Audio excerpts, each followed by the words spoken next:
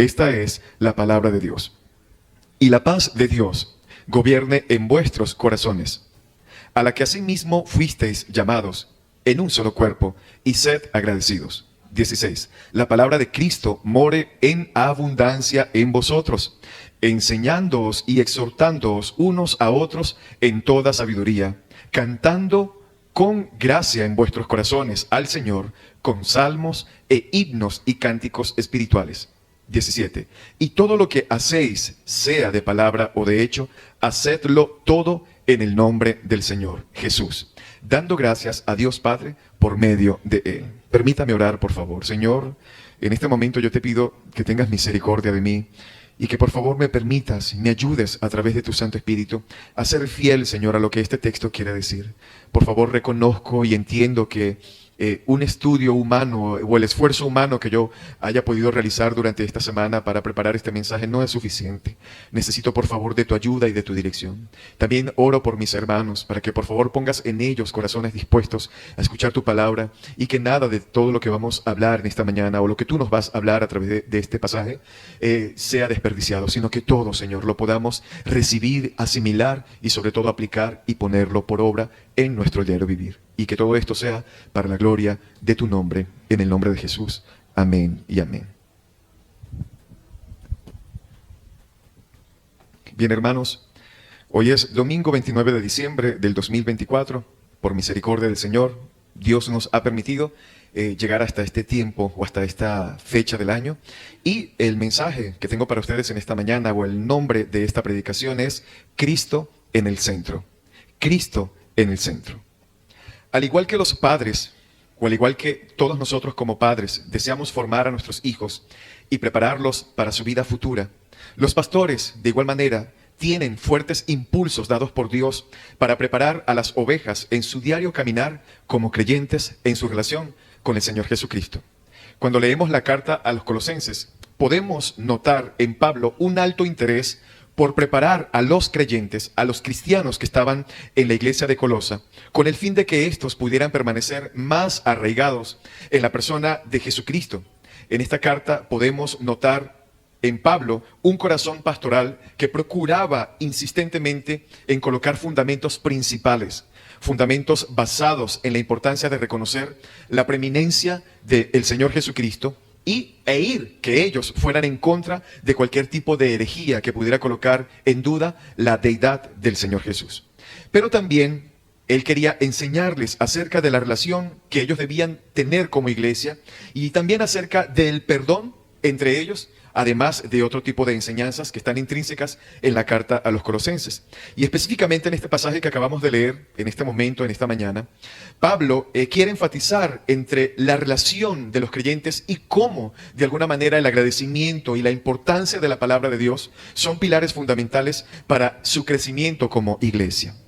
Y esto es lo que específicamente estaremos enfatizando el día de hoy. Y lo que yo quiero argumentar en esta mañana para con todos ustedes a través de este pasaje y a través de esta predicación es la importancia de llevar una vida centrada en Cristo. Ese es mi argumento para ustedes en esta mañana, acerca de la importancia, llévense eso, la importancia, debemos tener como importancia el llevar una vida centrada en Cristo. Bien, y para esto he dividido esta predicación en 3 puntos o en 3 encabezados o enunciados. El primero es: la vida del cristiano debe ser gobernada por la paz de Cristo. Ok, ese es el primer punto. La vida del cristiano debe ser gobernada por la paz de Cristo. Número 2, debemos ser saturados por la palabra de Cristo. Debemos ser saturados por la palabra de Cristo.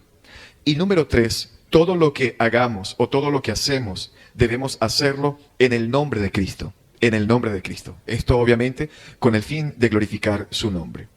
Entonces, hermanos, el cristianismo es la única verdad en el mundo que descansa en la persona de su propio fundador. El cristianismo está unido a Cristo de tal manera que la visión que tengamos de Cristo, que nosotros como creyentes tengamos de Cristo, encierra y envuelve y determina nuestra visión del cristianismo. El cristianismo es Cristo Jesús. Eso es el cristianismo. Más que una religión, el cristianismo es la persona de Cristo desarrollada en cada uno de los creyentes que el mismo Señor llama a salvación. Y si hay un pasaje del Nuevo Testamento en el que esta verdad se expresa de una manera contundente, es en el capítulo 3 de la carta de Pablo a los Colosenses. En toda esta sección, Pablo insiste en el hecho de que la vida cristiana consiste esencialmente en nuestra unión con Cristo Jesús. Y aunque eso es algo que nosotros ciertamente no podemos entender del todo de este lado de la eternidad, la Biblia enseña que nosotros estamos en Cristo. La Biblia nos enseña de una manera categórica y clara que nosotros estamos en Cristo y Él está en nosotros. Y por causa de esa unión tenemos una nueva identidad. Tenemos un nuevo estatus legal, completamente legal, delante de Dios. Por medio de esa unión con Cristo, nosotros pertenecemos a una nueva familia. Por causa de esa unión con Cristo, nosotros tenemos un nuevo carácter. Tenemos un nuevo destino, hermanos. Y el eje alrededor del cual gira nuestra vida es completamente distinto. También, cómo vemos en este pasaje, hermanos, debemos tomar en cuenta y considerar en esta mañana que Cristo es o debe ser el centro de la vida de nuestra fe cristiana. Hay tres cosas que Pablo nos dice aquí acerca de la vida cristiana. Y yo espero que Dios pueda impactar profundamente nuestros corazones en esta mañana con las verdades que están intrínsecas en este texto. Para poder hacerlo, permítame predicar este pasaje, ¿ok? Aquí en este primer enunciado, el cual se llama, ¿cómo se llama? Debe ser gobernada por la paz de Cristo. La vida del cristiano está y debe ser gobernada por la paz de Cristo. Dice en el versículo 15, una vez más, por favor, léanlo. Y la paz de Dios. ¿Sí lo están leyendo? Y la paz de Dios. ¿Qué significa en este texto la paz de Cristo? ¿Y en qué sentido nosotros debemos ser gobernados por esa paz? ¿De qué manera? Bueno, en el Nuevo Testamento esta expresión, la paz de Cristo, se usa en tres sentidos totalmente distintos, aunque íntimamente estos tres sentidos están relacionados entre sí. Por un lado, la Biblia nos dice que los creyentes disfrutamos de paz con Dios como una consecuencia de la obra redentora de Cristo Jesús. La Biblia nos enseña que nosotros, la iglesia, el cuerpo de Cristo, los creyentes que hemos sido unidos o anexados a ese cuerpo, podemos disfrutar de paz con Dios el Padre. ¿Por qué? Como consecuencia de la obra redentora del Señor Jesucristo sobre nuestras vidas. De hecho, Pablo habla acerca de esta paz en el capítulo 1, versículo 20 de esta misma carta. Dice que por medio de Cristo Dios ha reconciliado consigo mismo todas las cosas, así las que están en la tierra como las que están en los cielos, haciendo la paz mediante la sangre de su cruz. ¿Ok? Es decir, que gracias a Cristo, hermanos, ya no hay ninguna hostilidad entre el creyente y ¿quién? Y Dios. ¿Por qué? Porque Cristo asumió nuestra culpa muriendo en nuestro lugar en la cruz del Calvario, justificándonos solamente por la fe puesta en Él. Dice de hecho el mismo Pablo en la carta a los Romanos capítulo 5, versículo 1, puede verificar conmigo por favor, dice que tenemos paz para con Dios. Pero no solamente disfrutamos de paz con Dios por causa de la obra de Cristo, sino que también experimentamos en nuestros corazones la paz de Dios. Y esto es algo de suma importancia para todos nosotros. Si alguno de ustedes no tiene Biblia en físico, puede levantar la mano y con mucho gusto alguno de los hermanos le hará llegar una Biblia. Es importante que todos, por favor, puedan leer la palabra en esta mañana. Puede levantar la mano si alguien no tiene Biblia. ¿No tienes Biblia? ¿No? Pueden hacerle llegar una acá y allá atrás al hermano, por favor. Es importante que todos puedan leer la palabra. Bien, entonces, es decir, esa confianza y quietud que se produce en el creyente al saber que nuestras vidas están en las manos de un Padre amante que está llevando a cabo el cumplimiento de sus propósitos eternos para su gloria y para el bien de nuestras almas. Eso, queridos hermanos, trae paz al corazón independientemente de las circunstancias que podamos estar atravesando. El hecho de saber que en Cristo hemos sido reconciliados, el hecho de saber que el acto de Cristo ir a la cruz es suficiente para reconciliarnos con Dios y así tengamos paz para con Dios y paz en nuestro corazón, debe ser suficiente para que nosotros podamos tener esa paz en nuestros corazones independientemente de cualquier circunstancia que estemos atravesando. Dice el Señor a sus discípulos en Juan 14:27. ¿Qué le dice Él a sus discípulos allí? Por favor, léalo conmigo. Él les dice, la paz os dejo, mi paz os doy. Yo no os la doy como el mundo la da. Esto nos hace entender que la paz que el creyente necesita no es una paz superficial generada por las cosas pasajeras de este mundo. Hermanos, y si hay algo que en nuestro contexto como iglesia local, estando aquí en este país, sobre todo en estas fechas y en las fechas que se avecinan, la paz que nosotros debemos experimentar por parte de Dios debe ser algo tangible y real en nuestras vidas. Debe ser algo en lo cual nosotros debemos aprender a descansar, sin importar, hermanos, el panorama que tal vez se avecine. Debemos aprender a confiar en Dios. Y es una de las principales cosas que quiero enfatizar de entrada en este pasaje. Entender que la paz que Cristo nos da a través de su palabra y a través de su obra no depende de cosas externas. No depende de cosas triviales, de cosas mundanas. No depende de posiciones, ni mucho menos, queridos hermanos, de posesiones o de cosas que hayamos alcanzado. No depende de que usted tenga un dinerito guardado, de que usted le haya llegado una platica este fin de año. No depende en lo absoluto de eso, sino que esa paz debe reposar completamente en la obra de Cristo al morir por nosotros en la cruz. Es decir, que esta paz de la cual habla aquí el Señor Jesús en Juan 14:27 no depende de las cosas pasajeras, sino que es una paz real. Escúchame, hermano, es una paz real que destila directamente de aquel que sostiene el universo entero, es decir, nuestro Dios y nuestro Salvador. Nosotros no necesitamos ansiolíticos. No necesitamos, en otras palabras, ni valeriana, ni manzanilla, para poder disfrutar de paz en nuestros corazones.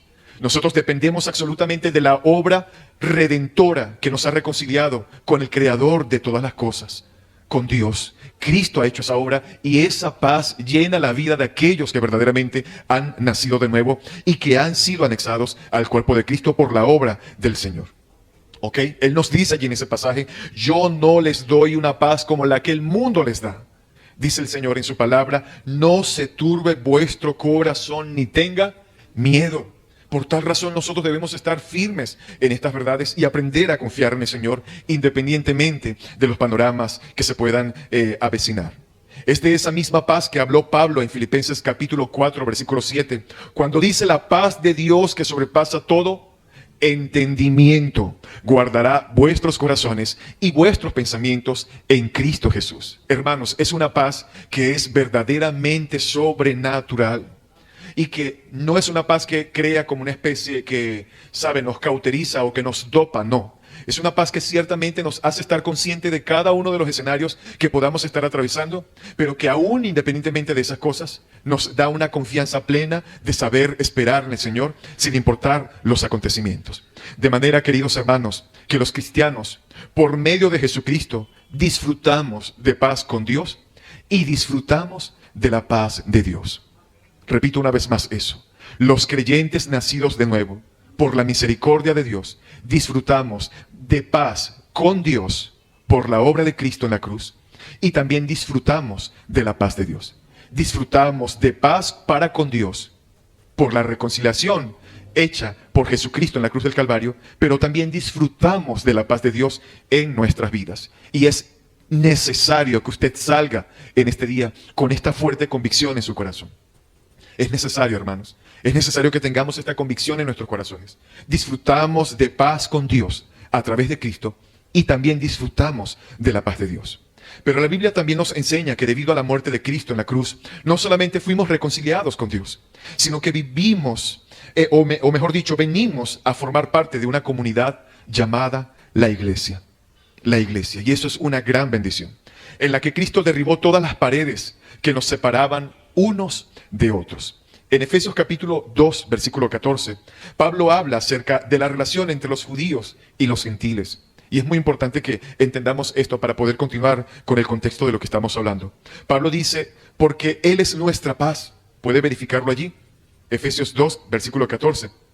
Él es nuestra paz, que de ambos pueblos hizo uno solo, derribando la pared intermedia de separación, aboliendo en su carne las enemistades, la ley de los mandamientos expresados en ordenanzas, para crear en sí mismo de los dos un solo y nuevo hombre, haciendo la paz y mediante la cruz reconciliar con Dios a ambos en un solo cuerpo, matando en ellas las enemistades. Nosotros sabemos que en el día de hoy existen muchas barreras que separan a los seres humanos entre sí. corrientes de pensamiento, corrientes religiosas, temas políticos, temas sociales, gustos e incluso hasta musicales. Todo ese tipo de cosas tiende a separar a las personas, a los seres humanos.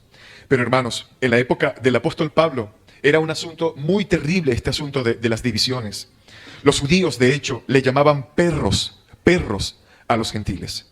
Cuando un judío pasaba por delante de un samaritano, ¿qué hacía el judío? Este escupía en el piso como señal de desprecio. Y Pablo dice, ahora esas paredes de separación, esas enemistades que dividían a los hombres entre sí, han sido radicalmente eliminadas. ¿Por quién? Por Cristo Jesús en la cruz del Calvario.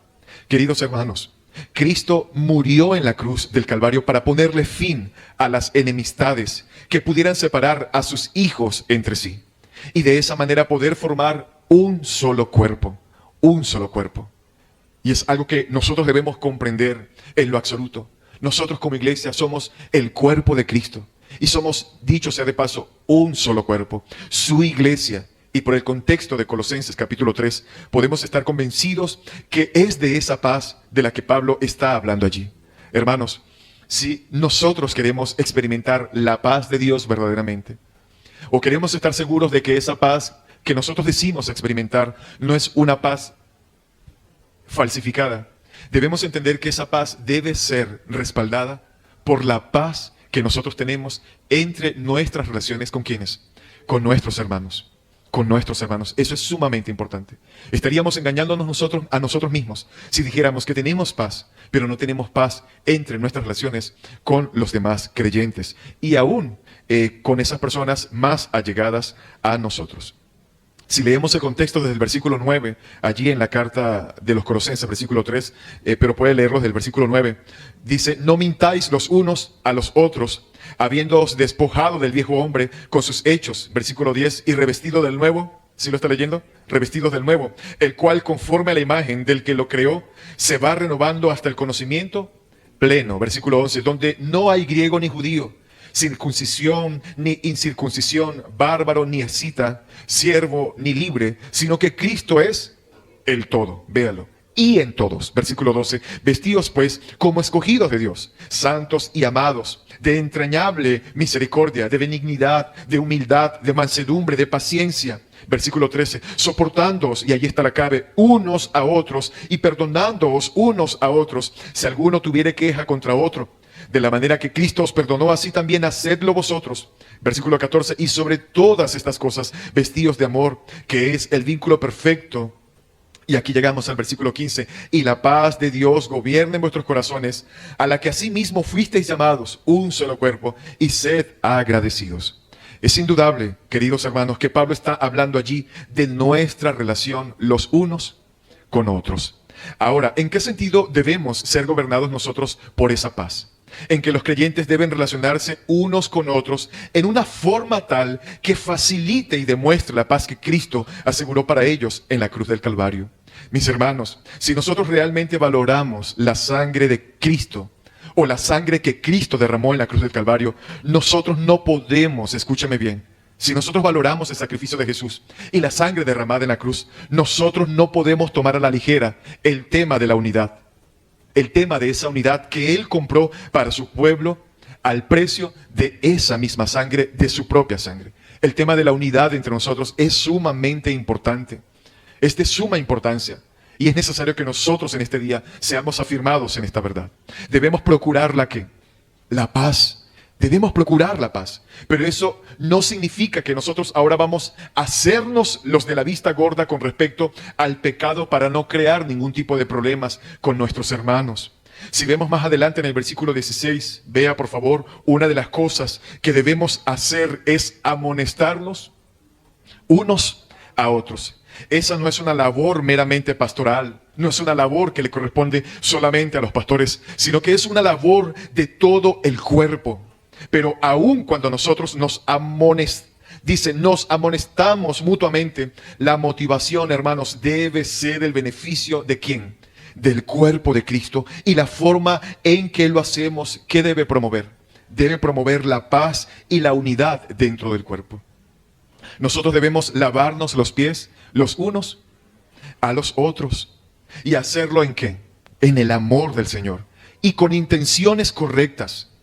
Lamentablemente, la verdad es que hay creyentes que les fascina lavarle a los pies a los otros, les fascina lavarle los pies a sus hermanos, pero con agua hirviendo. Nosotros debemos entender que debemos servir, pero servir con intenciones correctas. Intenciones que verdaderamente promuevan la paz entre nuestros hermanos. Nosotros debemos lavarnos los pies los unos a los otros. ¿Por qué? Porque somos parte de un cuerpo. Y cuando nos dedicamos o cuando hablamos de lavarnos los pies los unos a los otros, estamos refiriéndonos a esa preocupación y dedicación de estar pendiente de las necesidades de nuestros hermanos, incluyendo su condición espiritual. Y para eso muchas veces tendremos que estar exhortándonos, corrigiéndonos los unos a los otros. Y es un deber de todo el cuerpo. Somos parte de un cuerpo y la verdad es que van a surgir ciertas dificultades en medio de nosotros. Van a surgir tensiones, van a surgir malos entendidos. Vamos a tener problemas porque todavía no hemos sido glorificados. Hermanos, estamos de este lado de la eternidad, estamos de este lado del cielo y todavía estamos en una carne que vamos a tener que lidiar con ella, no solamente con la de nosotros, sino también con la de nuestros hermanos, y debemos aprender a tener paciencia y procurar esa paz, recordando que aún no hemos sido glorificados y que todavía estamos en esta carne. Pero el factor decisivo en nuestra actuación cuando esas cosas ocurran, cuando las enemistades y los pleitos quieran levantarse entre nosotros, ¿qué debemos hacer nosotros según lo que Pablo nos está enseñando en este pasaje? Debemos promover la paz de ¿quién? La paz de Cristo en nuestras vidas. Pero más que aparentar una paz por las circunstancias que estemos atravesando, más que aparentar una paz de decir yo tengo paz, pastor, es trabajar en la paz que debemos tener entre nuestras relaciones como creyentes. En Efesios capítulo 4, versículo 1 al 3, Pablo dice esta expresión: yo pues, preso en el Señor, os ruego que andéis como es digno. Véalo por favor.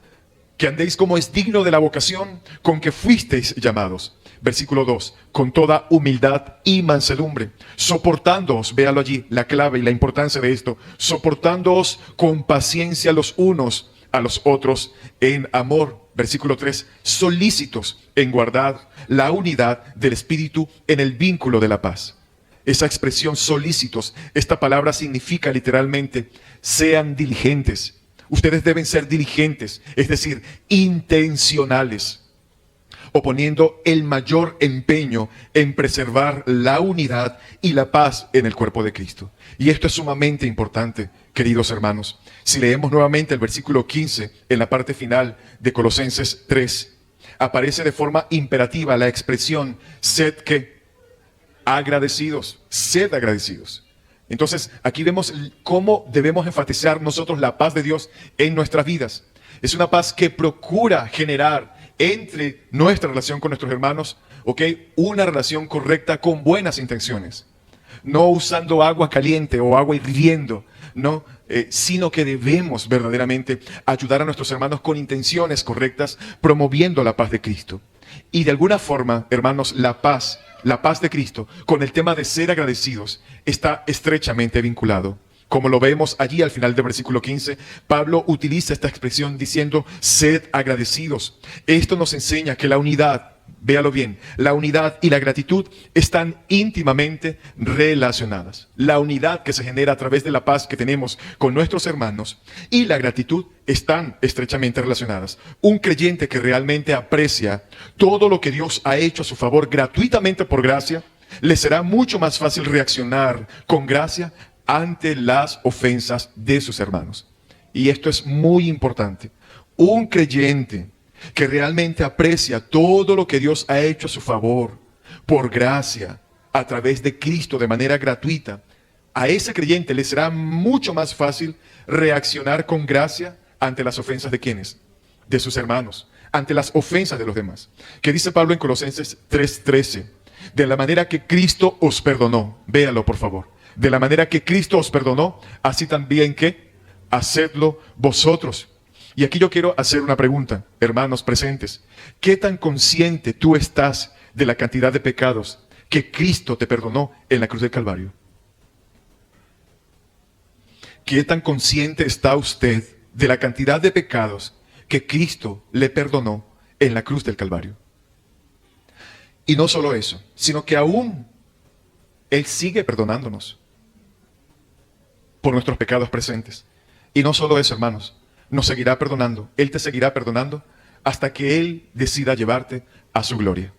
Entonces, si tú aprecias ese perdón, si tú aprecias esa paciencia que tiene Dios para contigo, si tú aprecias esa bondad, esa benignidad de Dios en su trato para contigo, entonces no te será muy difícil reaccionar con esa misma gracia cuando te sientas ofendido por otras personas o por otro creyente. ¿Qué tanto tú valoras la gracia de Dios? ¿Qué tanto tú aprecias la gracia de Dios en Cristo? ¿Qué tantas acciones de gracias le das a Dios cada día por todas sus bondades y los beneficios de los cuales te ha colmado? Porque es precisamente eso lo que va a determinar la manera en cómo tú te relacionas con las demás personas, sobre todo cuando esas personas se levantan en contra de ti y te hacen cosas que no son tan agradables para tu vida o para tu percepción. Pero no solamente eso, un creyente que realmente aprecia la gracia de Dios en Cristo podrá luchar eficazmente contra el enemigo más poderoso que tiene la unidad, a la cual Pablo nos llama acá. Primeramente, nosotros debemos entender que a medida que nosotros comprendamos cuán pecadores somos y cómo Dios ha tenido paciencia para con nosotros y nos perdona por esos pecados pasados, por esos pecados presentes y por esos pecados futuros, nos llevará a nosotros, hermanos, a ser condescendientes con los pecados que muchas veces, hermanos, levanten o cometan hacia nosotros. Nosotros debemos aprender a ser pacientes y entender que la paz de Cristo debe ser promovida en ese aspecto relacional con nuestros hermanos. Por tal razón, queremos la paz del Señor y queremos expresarla, pues entonces debemos aprender a fomentar esa paz en la relación con nuestros hermanos, aprendiendo a soportarnos los unos a los otros. Pero la unidad, esa unidad, tiene un enemigo muy eficaz y muy silencioso y que está presente y que nosotros tenemos que aprender a discernir ese enemigo. ¿Y cuál es ese enemigo que está presente para querer estorbar la unidad entre los creyentes? Uno de esos enemigos, queridos hermanos, es la envidia. La envidia. Dice Guillermo Hendrickson, un teólogo muy reconocido con respecto a la envidia, que cuando una persona se siente ricamente bendecida y valora profundamente los beneficios que ha recibido de Dios, difícilmente envidiará a otro. Cuando una persona se siente ricamente bendecida y valora profundamente los beneficios que ha recibido de Dios, difícilmente envidiará a otro o a otros. Es evidente que en una iglesia no todos tienen el mismo nivel económico. Es evidente que no todos en una iglesia tienen el mismo nivel profesional o el mismo nivel educativo. No todos aquí tienen los mismos dones y los mismos talentos. En eso hay mucha diversidad. Pero a pesar de eso, todos nosotros disfrutamos de algo muy importante y es la gloriosa gracia de Dios. Si es verdad que no todos tenemos la misma, digamos que holgura económica, no todos tenemos tal vez los mismos talentos, los mismos dones, donde tal vez la envidia podía entrar y hacer cabida en nuestros corazones para querer hacernos, valga la redundancia, envidiar o codiciar las cosas que tienen otros hermanos u otras personas. Ciertamente no todos tenemos las mismas cosas. Pero si hay algo de lo cual todos nosotros disfrutamos, y eso debería ser suficiente para nosotros estar agradecidos, y es la gracia de Dios, que nos ha justificado a través de la persona de Cristo. Y es importante entender esto, hermanos. Todos fuimos igualmente perdonados. Que cada uno de nosotros venimos de estatus diferentes, tal vez de estratos diferentes, tal vez de un nivel de educación diferente, de una comunidad diferente, con capacidades diferentes, con talentos y dones diferentes. Pero si hay algo de lo cual podemos estar seguros, es que todos fuimos igualmente perdonados por la obra de Cristo en la cruz. Todos fuimos igualmente reconciliados. Todos fuimos igualmente adoptados en la familia de Dios. Todos tenemos el mismo Padre, el mismo Salvador, el mismo Espíritu Santo morando en nuestros corazones. Todos compartimos el mismo destino celestial. Todos seremos participantes de la misma herencia. Pero si nos enfocamos en los aspectos terrenales, en los que no somos iguales, esos aspectos terrenales, esos aspectos económicos, esos aspectos profesionales, si terminamos nosotros enfatizándonos en eso, en las diferencias terrenales que tenemos, hermanos, muy probablemente la amargura brote en el corazón de nosotros y con ella las divisiones. Por tal razón debemos procurar evitar ese tipo de actitudes que codician y que envidian la vida de otras personas para entonces así promover la paz entre nosotros. Hermanos, debemos recordar que la Biblia nos insiste una y otra vez que nosotros somos un cuerpo y que cada uno de nosotros somos un órgano diferente y cada uno de nosotros hará una labor diferente y no podemos estar compitiendo ni comparándonos con otras personas. Nosotros debemos ser agradecidos con el talento, con el don y con las capacidades y aún con los recursos económicos y con las cosas que Dios nos ha permitido recibir de parte de Él y ser agradecidos con eso y entender que eso no debe definir nuestras vidas espirituales, que lo que define nuestras vidas espirituales es la palabra de Dios y la obra que Cristo ha hecho en la cruz y nuestro destino final por la eternidad a través de la gracia en nuestro Señor Jesucristo. Bien, entonces, hermanos, debemos entender que debemos enfocarnos en las cosas del cielo, en las cosas terrenales, para no caer en envidias, para no caer en codicias y así estorbar la paz de Dios en nuestras relaciones. Entonces, hermanos, si existe la enfermedad de la envidia, la pregunta es, pastor, ¿cuál es el antídoto? Bueno, sencillo, el antídoto para la envidia es la gratitud. La gratitud. Todos nosotros, hermanos, y quiero que entendamos esto, todos nosotros por igual tenemos un montón de cosas que agradecer a Dios si somos creyentes. Si tú eres un cristiano verdadero, nacido de nuevo, si eres un creyente verdadero en el Señor por la obra de Cristo, tú tienes mucho que agradecer al Señor. Todos compartimos en Cristo igualdad en todas aquellas cosas que realmente poseen un valor eterno. Y esto es sumamente importante. Así que si en verdad apreciamos lo que Dios nos ha concedido en Cristo, dicho sea de paso, gratuitamente por gracia, entonces no vamos a estar pendientes de aquellas cosas de las cuales tenemos algunas carencias. Si nosotros valoramos y apreciamos lo que Dios nos ha concedido en Cristo de manera gratuita por gracia, entonces no vamos a estar pendientes de aquellas cosas de las cuales tenemos algunas carencias. Es decir, hermanos, no andaremos envidiando lo que otros tengan o lo que otros hayan alcanzado. Hermanos, cada quien tiene terrenalmente lo que Dios ha determinado que tenga y debemos vivir agradecidos con eso. Cada creyente, cada persona tiene terrenalmente lo que Dios ha determinado que tenga y debemos vivir agradecidos con eso. Ya que celestial y eternamente tenemos la riqueza más grande, es decir, Cristo nuestro Salvador. Y eso debe ser suficiente para poner nuestra mirada no en las cosas terrenales, sino poner nuestra mirada ¿en quién? En Cristo Jesús y en la eternidad que Él ha comprado para cada uno de nosotros. Yo sé, hermanos, que muchas veces ese tipo de actitudes, ese tipo de inconformismo quieren calar en nuestros corazones al hacernos pensar, ¿por qué no tengo esto? ¿Por qué no pude regalarle tales cosas a mis hijos ahorita, en este fin de año o en estas Navidades? ¿Por qué no tengo aquello? ¿Por qué el impío prospera? ¿Por qué el vecino tiene ese carro o tiene esa casa y tiene estas cosas? ¿Y por qué yo, siendo un hijo de Dios, no las tengo? Son cosas que muchas veces quieren calar en nuestros corazones y el sistema, el mundo, la carne, nuestro corazón que es engañoso, quiere vendernos esas ideas. Pero nosotros debemos aprender a entender que en Cristo Jesús estamos completos y todo lo tenemos en Él porque tenemos asegurados en Cristo una eternidad celestial completamente perpetua por la gracia del Señor. Mis hermanos, si nosotros somos creyentes, tenemos gracia que sobreabunda para darnos todo en el Señor y también para darle a otros de esa gracia que hemos recibido. Así que debemos procurar la paz con un corazón lleno de ¿qué? Según la parte final del versículo 15, con un corazón lleno de ¿qué? De gratitud, de agradecimiento. Debemos tener, hermanos, ese tipo de conductas. La ingratitud que genera, por contrario, la ingratitud que genera amargura, genera división, genera esas divisiones.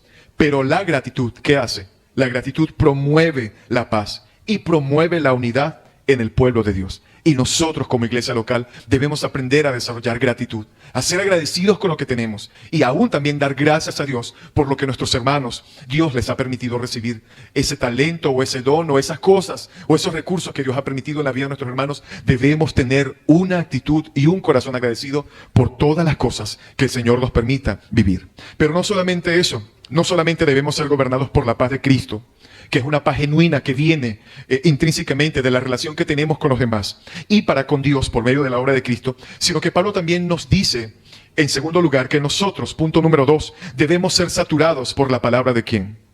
Debemos ser saturados por la palabra de Cristo. Versículo 16. La palabra de Cristo more en abundancia en vosotros, enseñándoos y exhortándoos unos a otros en toda sabiduría, cantando con gracia en vuestros corazones al Señor, con salmos e himnos y cánticos espirituales. Es fascinante, hermanos, ver lo cristocéntrica que era la mente de Pablo. De alguna manera llama la atención ver cómo Pablo siempre quería poner a Cristo en el centro de sus enseñanzas y en la mente de todos los feligreses. Es obvio que Pablo está hablando aquí de la palabra de ¿quién? De la palabra de Dios. Obviamente Pablo está enfatizando la palabra de Dios. Y sin embargo le llama la palabra de ¿qué? De Cristo. Es decir, la palabra de Dios que tiene a ¿quién? Que tiene a Cristo intrínseca. Que tiene a Cristo y su obra redentora como el tema central. Porque Cristo, queridos hermanos, es el tema central de toda la Biblia. Desde el Génesis hasta el Apocalipsis, vemos a Cristo intrínseco en todas las páginas de estas Sagradas Escrituras. Es importante recordar que el tema de la carta a los Colosenses es precisamente la preeminencia de ¿quién? Del Señor Jesucristo. Es decir, la palabra de Cristo. ¿Y qué nos dice Pablo acerca de esa palabra cuyo centro es la persona y la obra de nuestro Señor Jesucristo? Que esa palabra debe morar ¿cómo? ¿Escasamente? No, debe morar ricamente, abundantemente en nosotros. Y eso es otra cosa que quiero enfatizar en esta mañana. Hermanos, nosotros debemos tener una determinación de que esto deje de ser un cliché. El hecho de que usted se le esté diciendo todos los domingos que debe leer la palabra, que debe profundizar la palabra, que debe meditar la palabra, eso debe dejar de ser un cliché en nuestros labios y debe pasar a convertirse en una realidad, en una realidad. Nosotros hacemos muchas resoluciones cuando estamos comenzando un año. Podemos llamar o calificar esas resoluciones de comienzo de año como propósitos, como metas que nos proponemos para el nuevo año, ¿no? Todos hacemos esas resoluciones. Este año quiero proponerme hacer tal cosa. Y eso es positivo, hermanos. Y si hay algo que tú debes definirte a hacer en este nuevo año, es comenzar a tomarte en serio el hecho de que la palabra tome un lugar principal y primordial en tu diario vivir.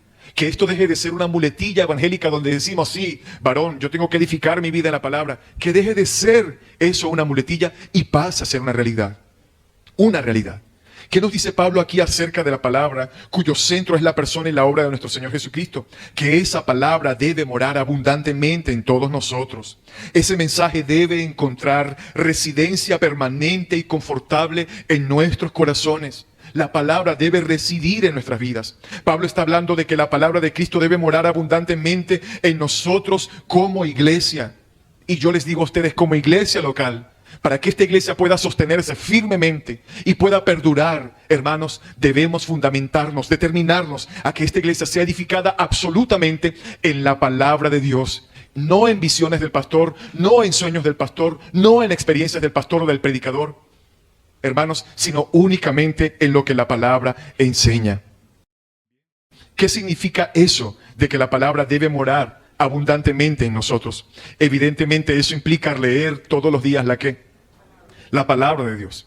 Eso implica leer la Biblia regularmente, y ciertamente es así. Eso implica exponerse a un ministerio o exponerse a una iglesia en la que se me explica la palabra de Dios con fidelidad. El hecho de querer que la palabra abunde con absoluta, valga la redundancia, abundancia en nuestros corazones, no es solamente la vida de lectura bíblica que yo llevo a diario en mi vida personal, sino que también debo exponerme a un ministerio o a una iglesia donde verdaderamente se está enseñando la palabra de Dios con absoluta fidelidad. No se trata simplemente de leer la Biblia todos los días como una disciplina espiritual, aunque es importante, pero debemos entender que también se trata de meditar en la palabra que leemos. En meditar en esa palabra leída, se trata de relacionar la Biblia con todas las cosas que nos ocurren diariamente. Es saturar, hermanos, es saturar por completo todo nuestro interior a tal punto que todo lo que hago está altamente influenciado por lo que Dios dice en este libro. Eso es buscar que la palabra de Dios more en abundancia en mi vida y que mis decisiones, mis acciones y mi conducta estén totalmente dominadas por el poder que existe en las Sagradas Escrituras. Que Cristo a través de la palabra pueda dominar todo lo que tenga que ver con mi vida, mi manera de pensar, mi manera de actuar, mis decisiones. Absolutamente todas las esferas, todas las áreas de mi interior como persona deben estar completamente saturadas por la palabra del Señor. Dice el Salmo 1, muy conocido por todos nosotros: bienaventurado el varón que no anduvo en consejo de malos, ni estuvo en camino de pecadores, ni en silla de ¿qué? De escarnecedores se ha sentado, sino que en la ley, véalo allí, sino que en la ley de Jehová, es decir, su palabra, está su delicia, y en su ley, ¿qué hace? Medita de día y de noche. Aquí hay dos personas. Está el impío que anda por el camino de escarnecedores. Está el impío que maneja su vida conforme a su mente terrenal caída. Y está ¿quién? ¿Está quién? Aquel que teme de Dios. Está aquel creyente que basa su vida en la sabiduría de la palabra de Dios y define su existencia solamente por lo que la palabra de Dios dice, meditando en ella de día y de noche. ¿Quién escribió ese Salmo 1? Obviamente lo escribió el rey David.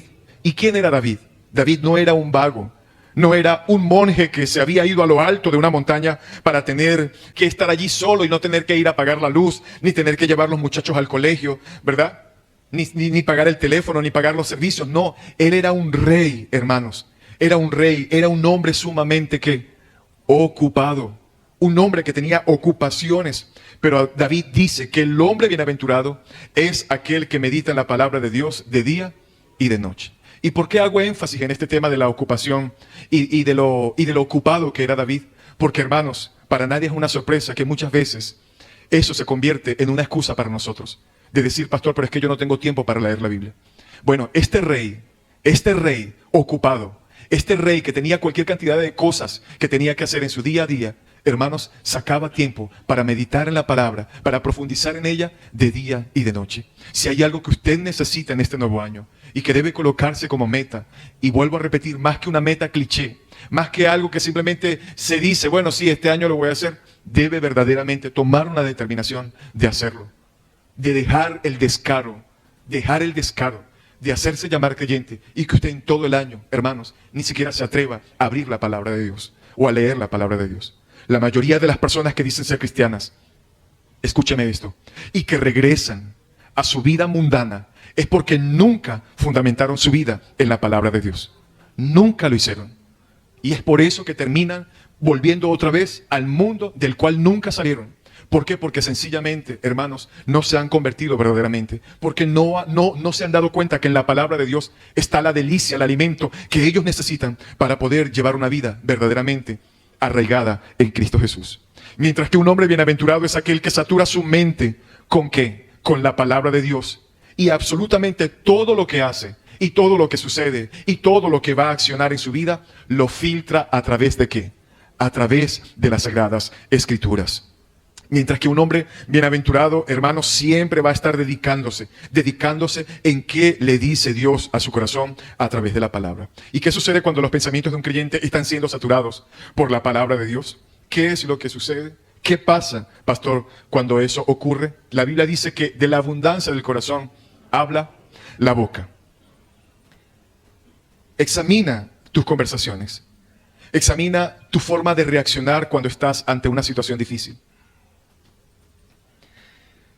Lo cual debemos aceptar, las situaciones difíciles, nosotros debemos aceptar que van a ser muy común en la vida de un verdadero ¿qué? Cristiano. El verdadero creyente tiene que estar consciente que las circunstancias, las adversidades están estrechamente vinculadas con su vida y con su fe cristiana. ¿Ok? Nosotros no podemos divorciar eso. Y usted no puede caer en el error de decir, yo no sé por qué ahora que estoy buscando del Señor me vienen tantos problemas. Decir eso es no entender el Evangelio, es no entender la obra de Cristo. Nosotros debemos entender que gran parte de la vida de nosotros como creyentes está vinculada con el sufrimiento y no podemos dividir o divorciar el sufrimiento de nuestra fe cristiana. El sufrimiento va a estar allí presente. Jesús dijo, en el mundo tendréis ¿qué? Aflicciones, y es algo completamente normal. ¿Ok? Pero decía un puritano con relación al tema de examinar lo que pensamos, lo que decimos, y el hecho de que la palabra abunde con abundancia en nosotros. Decía un puritano que algunos hombres son como ese pez que Pedro sacó del agua. que cuando le abrió la boca tenía que una moneda, ¿no? Dentro. Es decir, este puritano dice que esos cristianos son como ese pez, que todo lo que hablan, cuando le abran la boca, tiene que ver con ¿qué? Con plata, con dinero, con cosas materiales, con comprar, con vender, con hacer esto, con lo otro, puras cosas terrenales. Hermanos, no nos podemos engañar. Si de eso es lo que tú estás pendiente, eso es lo que abunda en tu corazón. Y eso es lo que tú vas a hablar, eso es lo que tú vas a decir. Si tú tienes una mente saturada de los problemas de este mundo, si tú tienes una mente saturada donde solamente te enfocas en pensar en eso, en esas cosas, y no dedicas tiempo a llenar tu corazón de la palabra de Dios, pues sencillamente tu boca va a delatar lo que verdaderamente hay en tu vida. Por eso Pablo dice aquí que la palabra de Cristo more en abundancia en vosotros, enseñando y qué más, exhortándoos unos a otros en toda sabiduría, cantando con gracia en vuestros corazones al Señor, con salmos e himnos y cánticos espirituales. Hermanos, si hay un versículo en el Nuevo Testamento que está siendo sorprendentemente puesto a un lado en muchas iglesias en el día de hoy, es este versículo que acabamos de leer. Está siendo puesto a un lado con relación al tema de lo que se le canta al Señor, con el tema de lo que se le está, con lo que se está alabando al Señor en este tiempo en las congregaciones. Pablo está diciendo aquí que los creyentes se enseñan y se exhortan mutuamente en toda sabiduría a través de los himnos que ellos cantan, a través de las canciones que elevan al Señor. Y esto es interesante porque nosotros debemos cantar con nuestra mente puesta ¿en quién? En el Señor, en su palabra. Dice, cantando con gracia en vuestros corazones, ¿a quién? Al Señor. La dirección más importante en el momento de cantar himnos es que deben ser dirigidos ¿hacia quién? Hacia Dios, principalmente hacia Dios. Y dicho sea de paso, deben ser trinitarios, que exalten, glorifiquen a la Trinidad, al Padre, al Hijo, al Espíritu Santo. Es importante que eso esté intrínseco en nuestros himnos. ¿Ok?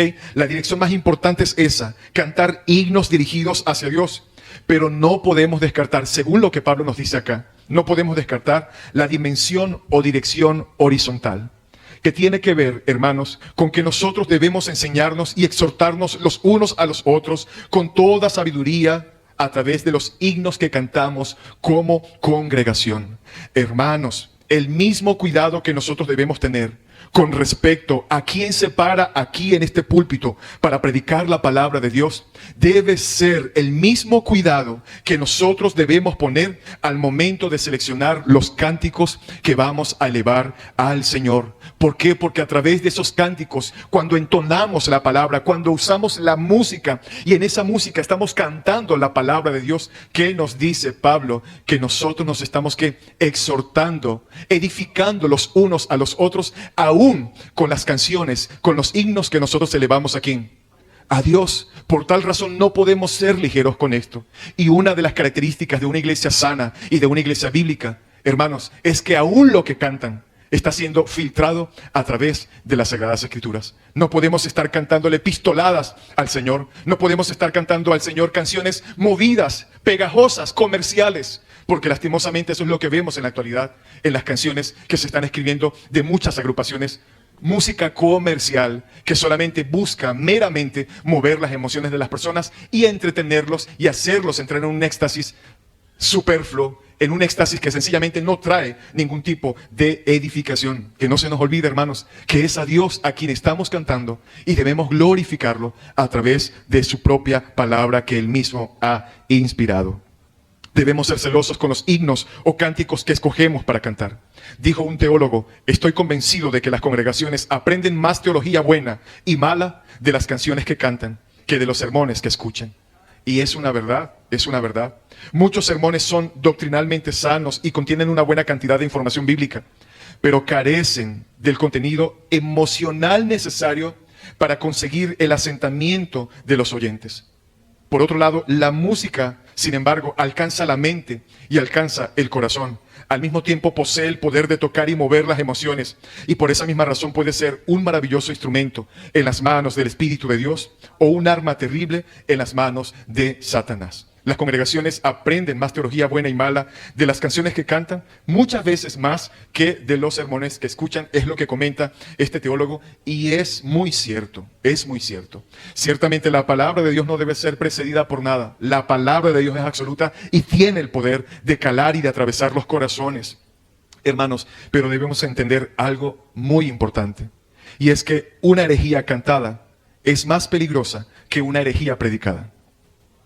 ¿Por qué? Porque la herejía cantada, como viene a través de la música, se penetra y se queda con el ritmo. Y por eso que usted ve muchas personas, muchos creyentes, cantando ese montón de coritos que nos enseñaron desde tiempos antiguos, pero que son herejías totalmente antibíblicas, que no tienen que ver con lo que realmente la palabra de Dios enseña. Bien, y se pegan y se quedan allí. Y usted ve a los hermanos: arrebato, arrebato, arrebato todo lo que es mío, arrebato, hoy te quito lo que me pertenece, lo que me has quitado me lo devolverás con creces. ¿Quién dice, hermanos, que Satanás tiene esto o tiene aquello? Dios es el dueño y soberano y que tiene todas las cosas. Pero lastimosamente es algo que está allí. Y debemos, hermanos, por lo que nos dice la palabra, tener cuidado con lo que cantamos al Señor. Es una triste realidad de que en la actualidad no solo tenemos a falsos maestros predicando, sino que también tenemos a falsos maestros cantando.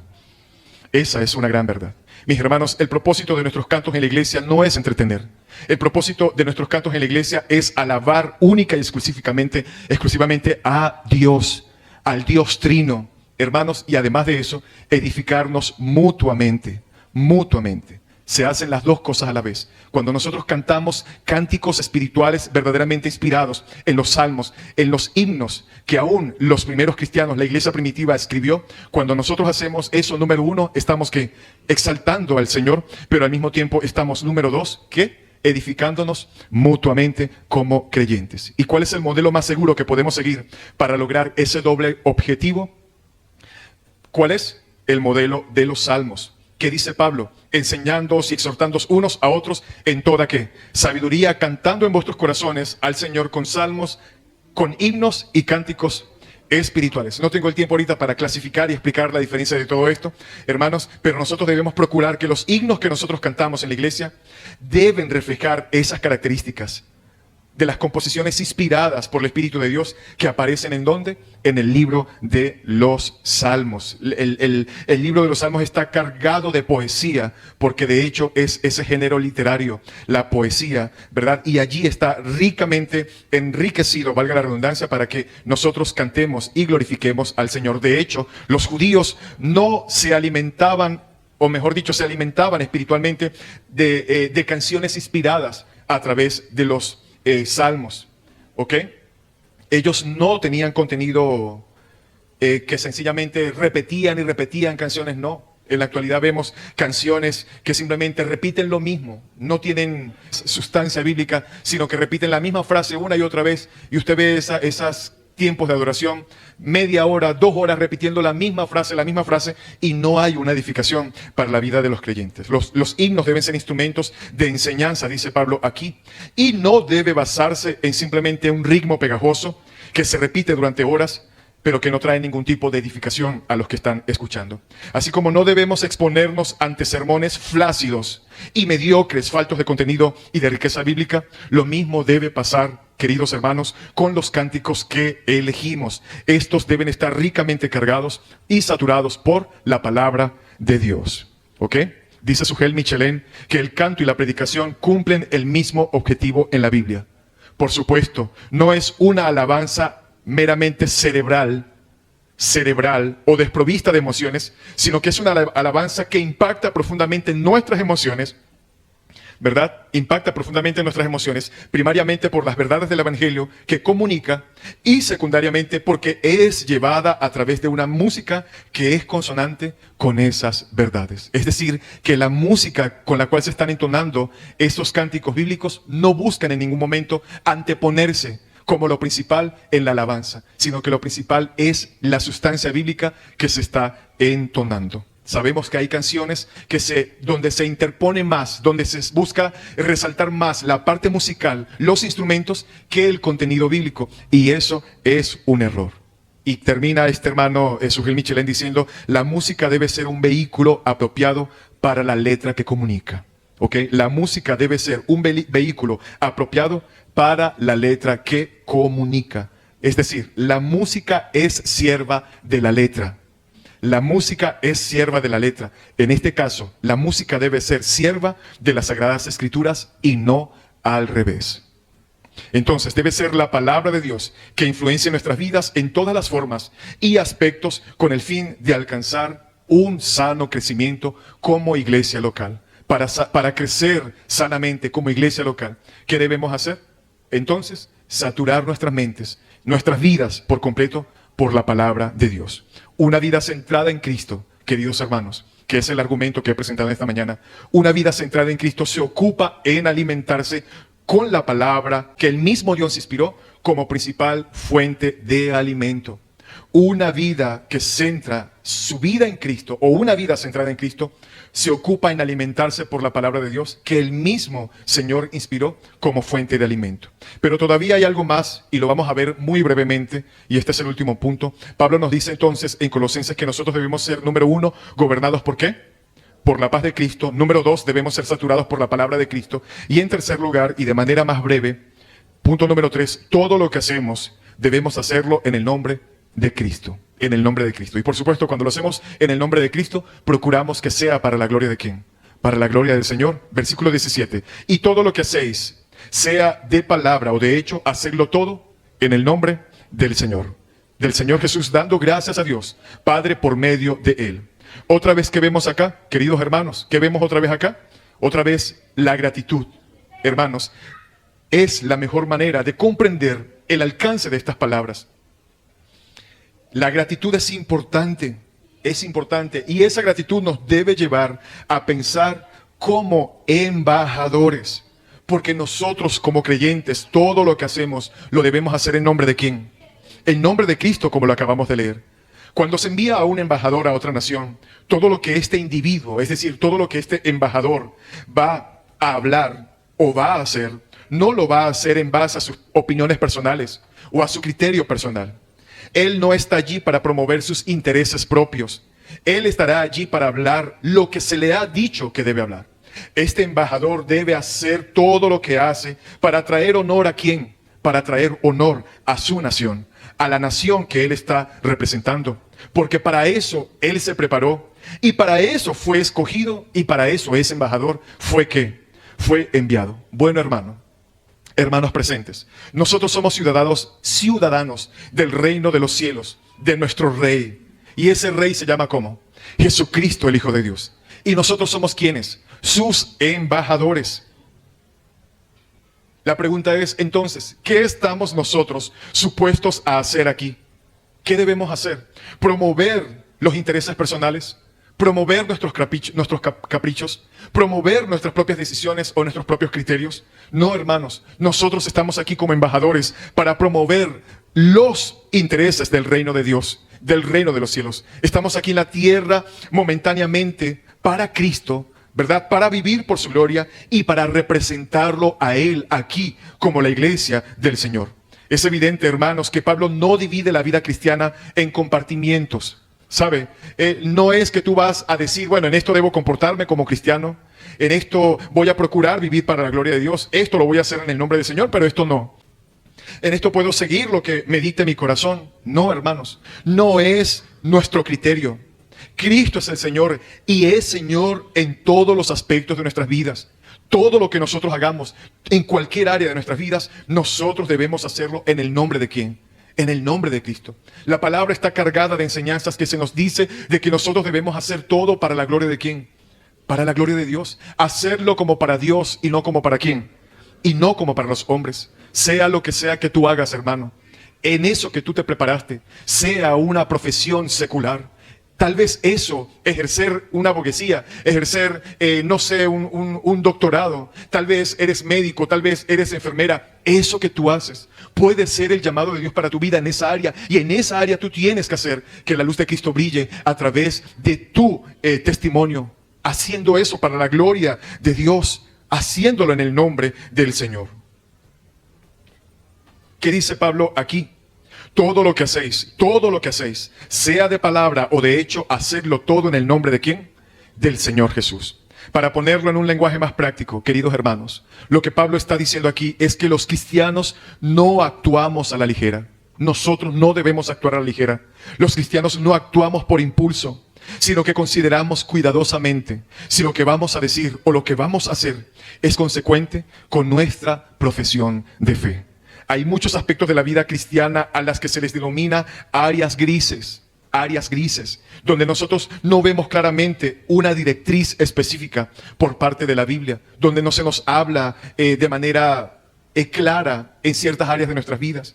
Pero esta expresión que Pablo señala acerca de que todo lo que hagamos debemos hacerlo para la gloria de Dios y en el nombre de Cristo, debe ser un regulador, escúcheme bien, debe ser un regulador de todas las cosas que hacemos. Ciertamente hay áreas grises en nuestras vidas, vuelvo a repetir, donde la Biblia no nos dice específicamente qué debemos hacer.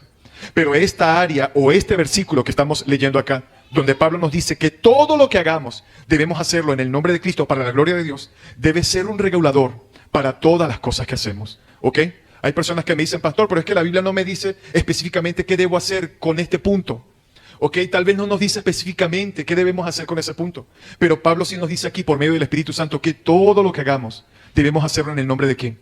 De Cristo y para la gloria de Dios. Es decir, debemos hacernos preguntas cada vez que vayamos a hacer algo y decirnos a nosotros mismos, ¿será que esto que voy a hacer da gloria a Dios? ¿Será que esta película que voy a ver trae gloria al nombre de Cristo? ¿Será que esta decisión que voy a tomar glorifica a Dios? Porque sí, tal vez esa decisión que tú vas a tomar, la Biblia no te da específicamente una respuesta contundente con relación a eso. Pero si hay algo de lo cual no te libras, es que tú debes preguntarte en ese momento si esa decisión que vas a tomar verdaderamente glorifica el nombre de Cristo. Esta canción que estoy escuchando, este tipo de música que estoy escuchando, ¿verdaderamente glorifica a Dios? Ese lugar que estoy frecuentando, ¿trae gloria a su nombre? ¿Será esto que voy a hacer o esto que estoy haciendo algo que verdaderamente honra a mi Salvador? Si yo me pongo tal prenda de vestir, ¿mostrará al mundo que Cristo es mi Señor verdaderamente? Pablo no excluye absolutamente nada en esto que él está diciendo acá. Hermanos, Pablo no está excluyendo nada. Él dice todo, véalo allí, todo lo que hacéis, ya sea de palabra o de hecho, hacedlo en el nombre del Señor Jesús. He ahí, hermanos, el cuadro de una vida cristocéntrica. Hermano, ¿quieres saber si estás llevando una vida cristocéntrica? Una vida, como lo dice el título de este mensaje, donde Cristo es el centro. Cristo es el centro. Donde Cristo es el centro, pues entonces aquí está la respuesta y la clave para llevar una vida cristocéntrica. ¿Y cuál es la clave? Hazlo todo en el nombre de Cristo para la gloria de Dios. Todo lo que hagas debe estar influenciado por un alto interés de glorificar a Dios. Aquí está la respuesta. No se trata de seguir un conjunto de reglas. No se trata de seguir un conjunto de dogmas o de religión. No, hermanos. Se trata de procurar continuamente discernir y tomar decisiones que se basan netamente en la palabra de Dios y que buscan glorificar al Señor. Se trata de conocer a Cristo. Se trata de admirar a Cristo, de vivir para Cristo y en dependencia del Espíritu Santo, ser cada vez más como el Señor Jesucristo. Es de eso que se trata, queridos hermanos, la vida cristiana. La vida cristiana se trata de seguir el modelo bíblico que la palabra nos enseña de la persona de Cristo, del carácter de la segunda persona de la Trinidad. Es vivir su evangelio, es creer en la obra suficiente que Cristo ha hecho para librarnos de la condenación y seguir en pos de Él, siguiendo todo su ejemplo. Es de eso que se trata, tener a Cristo en el centro de nuestras vidas. Y cierro con estas aplicaciones para los creyentes y hermanos que están hoy presentes en este lugar. Número 1, solo centrando mi vida en la palabra leída y vivida, podré llevar una vida centrada en Cristo y en su evangelio. Solo centrando mi vida en la palabra leída. Y vea, por eso que puse allí la palabra leída. Porque no es la palabra inventada. No es la nueva revelación que en este tiempo nos traen desde los púlpitos. No, es la palabra leída que ya está revelada, intrínseca en la Biblia. ¿Ok? Solo centrando mi vida en la palabra leída y vivida, podré llevar una vida centrada en Cristo y en su evangelio. Todos sabemos que no es solamente ser conocedores de la Biblia, sino buscar ser ¿qué? Hacedores de la Biblia. como lo dice Santiago, no es solamente ser oidores olvidadizos, sino gente que se dedica a poner por obra lo que está escrito en la palabra. Hermanos, Dios nos hace un fuerte énfasis en esta mañana, a que dediquemos tiempo para leer la palabra, y no solamente leerla, sino buscar aplicarla en cada una de nuestras áreas. Y vuelvo a insistir, si hay una resolución que debes tomar en este nuevo año, hermanos, que está por comenzar, es dedicarle verdaderamente un tiempo serio y dedicado a la lectura de la palabra. Grandes errores has cometido por no llevar tu vida basada en la palabra de Dios. Y seguirás cometiendo errores, hermanos, por no basar tu vida en lo que dice las Sagradas Escrituras. Dedica tiempo a la palabra del Señor. Y número 2, para los que están hoy por primera vez como invitados o visitantes que no conocen al Señor, Dios demanda de ti en este momento que te arrepientas de tus pecados y que vengas a Él en arrepentimiento y fe, confiando en la obra que Cristo hizo en la cruz del Calvario para el perdón de nuestros pecados y para que descanses únicamente en los méritos de Cristo y no en los tuyos. Tú no puedes descansar en tus obras ni en las buenas cosas que has hecho. Tú no creas que te vas a salvar porque has ayudado a fulanito o has ayudado a tal persona. O porque según tu criterio tú te portas muy bien y eres un buen ciudadano y respetas la luz verde. Y porque tal vez eres un buen padre o eres un buen estudiante. Tú no te vas a salvar por eso. Porque de igual manera sigues siendo un pecador necesitado de un redentor. Y ese redentor es Cristo. Todos los seres humanos estamos en una condición caída. Romanos 3:23 dice, por cuanto todos pecaron, han sido destituidos de la gloria de Dios. Todos somos pecadores y necesitamos de la única obra que nos justifica, y es la muerte de Cristo en la cruz. Necesitas venir en arrepentimiento y fe a la persona de Cristo. ¿Y cómo hago eso? Bueno, arrepintiéndote de tus pecados, arrepintiéndote y teniendo un fuerte deseo de buscar al Señor, pidiéndole a Dios que envíe al Espíritu Santo y obre en tu vida, trayendo una fuerte convicción de pecado, ayudándote a que comiences un proceso de arrepentimiento en tu vida, que Él inicie ese proceso de arrepentimiento en tu vida, ayudándote a que nazcas de nuevo. Tú no puedes confiar en que eres cristiano porque un día hiciste una oración o porque estuviste durante 1 año o 2 años yendo a una congregación. Eso no te hace cristiano. Necesitamos arrepentirnos verdaderamente. Y cuando tenemos arrepentimiento, ese arrepentimiento va a permear toda nuestra manera de vivir. Toda nuestra manera de vivir. Tú no eres cristiano porque un día vas a la iglesia o porque cada 3 meses vas a una congregación y vas allá y te presignas. No, hermano, eso no te hace, querido amigo creyente.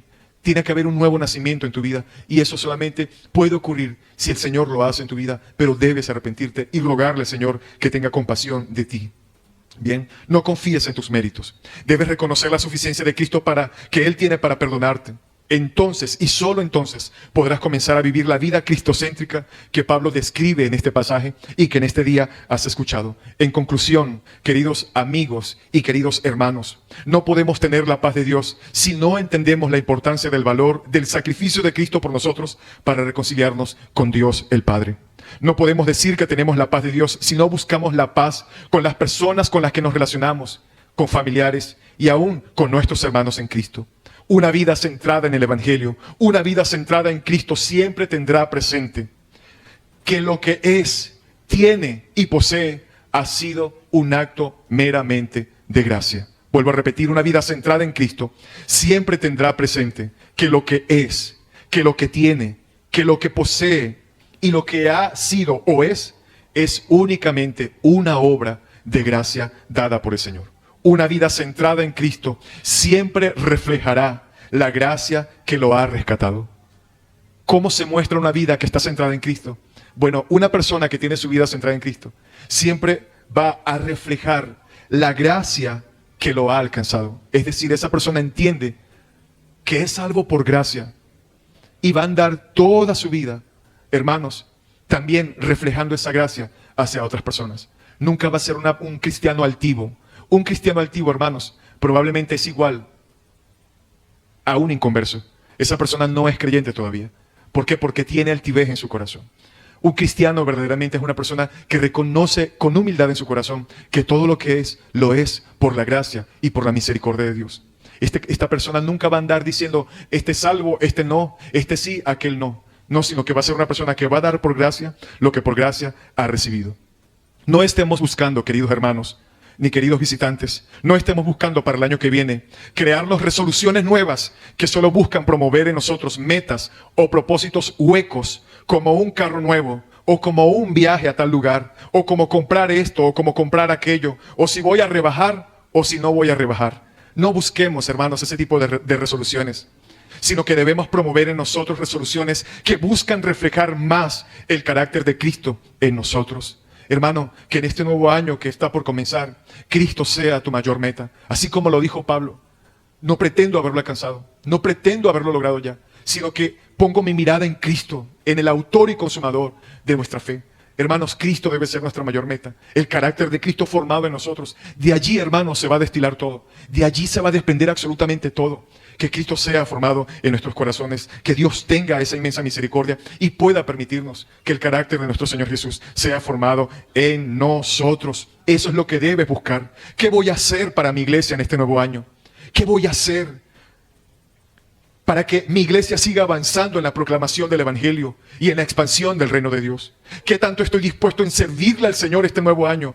¿Qué tanto está Cristo en mis planes para este 2025? ¿Y qué acciones voy a tomar para que el Señor sea mi prioridad y que esa prioridad influya absolutamente todas mis decisiones? Creo que esa, hermano, debe ser una resolución principal en nuestras vidas. Hermano, busca llevar una vida centrada en Cristo y en su santo Evangelio. Que Cristo sea el centro en toda vuestra manera de vivir. Hermano, busca llevar una vida centrada en Cristo y en su santo Evangelio. Que el Señor bendiga abundantemente su palabra en esta mañana para la edificación de todos los creyentes y aún para la salvación de los incrédulos que están hoy presentes y que han venido a este lugar por la providencia de Dios. Vamos a orar, queridos hermanos. Padre bueno, queremos darte muchas gracias por tu palabra. Queremos darte gracias, Señor, porque tú inspiraste al apóstol Pablo para que escribiera una carta a una iglesia desconocida en Asia Menor. Y hoy, Señor, hoy nosotros, aún 2000 años después, nosotros podemos estar derivando beneficios, Señor, de esta carta. Gracias te damos por esta porción de tu palabra y te pedimos, Señor, que nos ayudes a ser consistentes con todo lo que hemos escuchado el día de hoy. Que nuestra vida pueda ser un reflejo, Señor, de estos 3 puntos, 3 enunciados que hemos escuchado hoy a través de esta predicación. Y que nos ayudes, por favor, Espíritu Santo, a que esta palabra sea aplicada y puesta por obra, Señor, en nuestras vidas, en este fin de año y sobre todo en este año que está a punto de comenzar y que, por cierto, faltan pocas horas, Señor, para que inicie un nuevo tiempo. Por favor, ayúdanos. Ayúdanos, Señor, dependemos completamente de ti. Yo te pido que pongas temor en todos los que estuvimos presentes en este día y que escuchamos esta palabra y que podamos salir de este lugar completamente determinados a que Cristo sea el centro en todo, Señor, en nuestra manera de vivir. Gracias, Padre, por tu palabra. Gracias, Señor. Pero sobre todas las cosas, gracias por Cristo. Gracias por Cristo.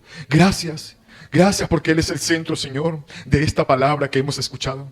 Señor, mira a cada uno de los creyentes de esta congregación, a los feligreses y a los miembros, a los que, Señor, tienen ese deseo de ser miembros de esta iglesia, aún incluyéndome a mí, Señor. Ayúdanos a vivir vidas cristocéntricas, Señor, vidas donde verdaderamente todo, Señor, es filtrado a través de la palabra y a través del verbo que fue hecho carne, el mismo Señor Jesús. Señor, ayúdanos a ser cada vez más como nuestro precioso y bendito Salvador Jesucristo. Y mira a aquellos, Señor, que están aquí hoy, que no te conocen y que tal vez llevan años, Señor, asistiendo a iglesias y que todavía no han nacido de nuevo. Muévelos, por favor, te lo pedimos. Muévelos eficazmente. Si es tu voluntad y tienes planes de salvación para ellos, muévelos, por favor, te lo pedimos hacia Cristo. Espíritu Santo, muévelos eficazmente a venir a Cristo en esta misma hora en arrepentimiento y fe.